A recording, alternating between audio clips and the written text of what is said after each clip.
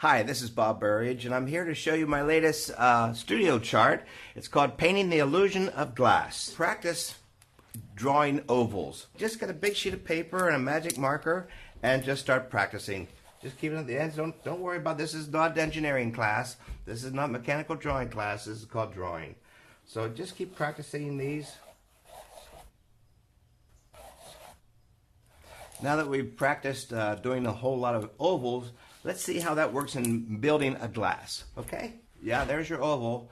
And as we go down to the bottom of the glass, it's the same oval. It may be smaller, but it's the same oval.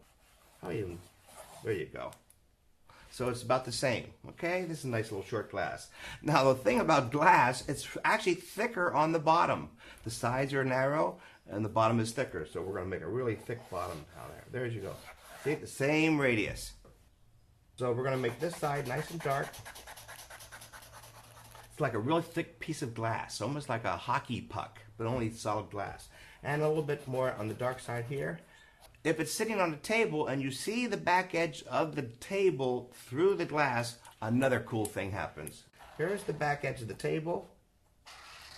Now actually I'm going to see that back edge of the table through the glass. But because glass is round in the front and round on the back, you have concave, convex, kind of optical illusion happens, and it will look something like this. Goes up just like that. Now let's pretend there's a light beam shining on the glass, and there's got to be a shadow. If light is coming out on this side of the glass, there's going to be a shadow going out that direction. There's your shadow. Okay? Now an interesting phenomenon that happens is light literally goes through the glass and comes out the bottom of the thick part of the glass and shines right in here, somewhere in here. It's called a hot spot. Okay, so those are the kind of the visual tricks you have to remember when you go to paint glass. So this segment of the chart has to do with wine bottles. The way I like to do it is I start off with, first of all, looking at a wine bottle. Now you see all these radiuses and curves and they're beautiful and all that. Just know and keep that in mind, okay? And the way I like to do it is just one simple straight line. It's almost straight. And I'm using some magenta, but my background's always orange. It's the mid-tone, I'm halfway done.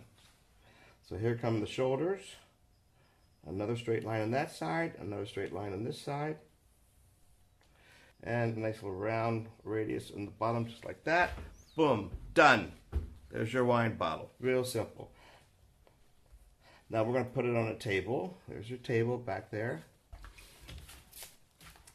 Now if light's coming across this table, some really interesting things happen. Let's put some wine in it. We'll say for now dark wine. We'll just a little dark wine here. And so that would be dark on this side. And we need to anchor it. In other words, every time you have an object sitting on a table, you need to anchor it. And a good way of showing the anchor is, again, there's your shadow coming right off the edge of it. So now we know that the light's coming across this way. And an interesting thing happens when light goes into the wine bottle, it bounces around and becomes shiny on the inside, on the opposite side. So I'm going to wipe some of it away.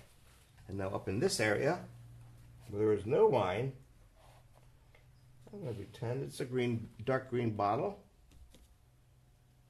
A little green up in here. Again, I tend to treat this as a painting, not as an illustration.